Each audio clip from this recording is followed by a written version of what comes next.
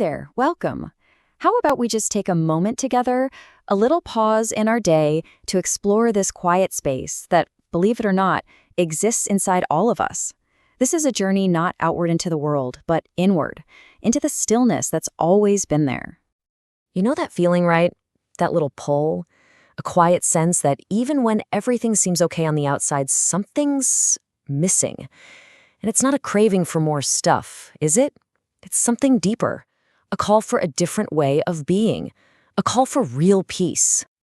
And this is where we run into a really interesting paradox. We're all taught to go out there and chase happiness, to achieve it, to find it somewhere down the road. But what if the very act of chasing it is what keeps pushing it further away? What if happiness isn't something you find, but something you just allow to be there? To really get this, we first have to get to know the source of all our searching and all that restlessness. I'm talking about that constant companion we all have. You know the one, that voice in our head. So this nonstop stream of thought is what some people call the ego. And it's not some kind of enemy we have to defeat. It's really just a pattern. It's the part of us that gets completely wrapped up in things, our job titles, our memories, our opinions, even our problems. It's that voice that's always saying, I am a success, or I am an anxious person. It's always living in the past or worrying about the future, and it's this constant identifying with things that so often leads to suffering. But what if suffering wasn't just this random, awful thing we have to endure? What if it actually serves a really profound purpose? Maybe it's a catalyst, you know? It's the pressure that finally cracks the shell of the ego, and it forces us to start looking for something deeper, something beyond all that noise. It's like, just as a fire creates light, the intensity of our biggest challenges can actually illuminate a part of ourselves we never knew was there. It can be the very thing that wakes us up. And that awakening, well, it leads us right here, to finally discovering the stillness that has been there the whole time, just waiting patiently underneath the surface of our thoughts. So you can kind of think of yourself in two ways. On one hand, you have the human part. That's your physical body, your personality, your life story. But then there's a being. That's the formless, silent awareness that's experiencing it all. The thing is, they aren't separate.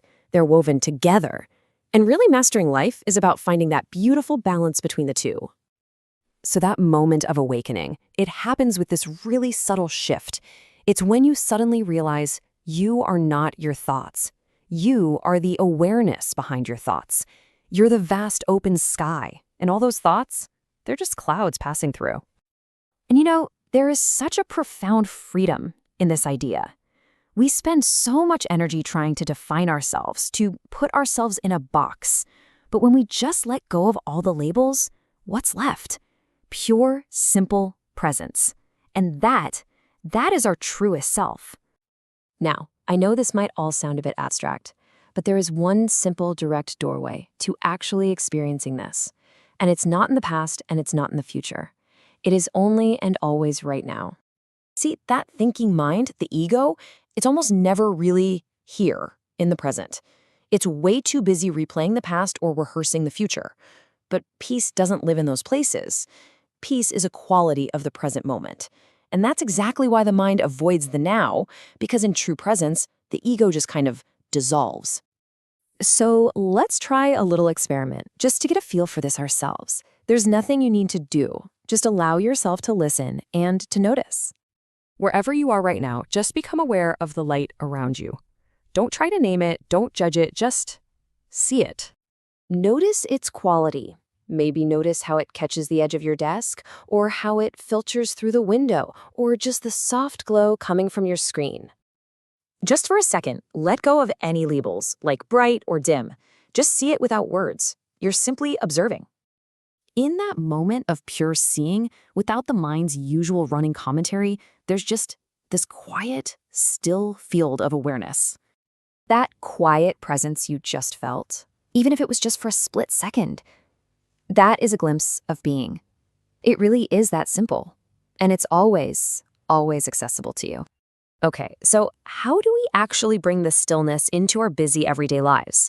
Well, it starts by understanding that our life really has two purposes, and they're woven together. Our main inner purpose is simply to awaken to this awareness inside of us, This is like the deep, unseen roots of a tree giving it life. Then there's our secondary, outer purpose. That's what we do in the world, our jobs, our goals, our families. That's like the branches and the leaves, which change with the seasons. When what we do on the outside is nourished by the stillness of our inner purpose, everything we do just takes on a deeper quality of peace and strength. And, one of the most powerful ways to connect with our inner purpose is through gratitude. And I don't mean as a chore, but as a way of seeing, just acknowledging what is good, right here and now. It anchors us in the richness of the present moment. So here's a gentle invitation. You don't have to go and change your entire life today. Just maybe try one of these small things.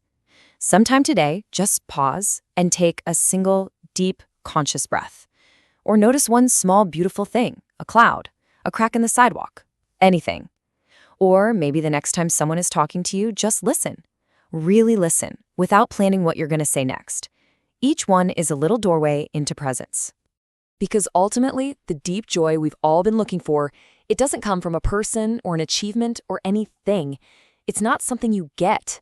It's the quiet joy that just bubbles up naturally from the stillness inside you, from connecting with who you really are underneath all the noise. So I'll leave you with this one last thought to ponder. We so often treat peace like it's some distant shore we hope to arrive at someday. But what if that's all wrong? What if peace isn't the destination at all?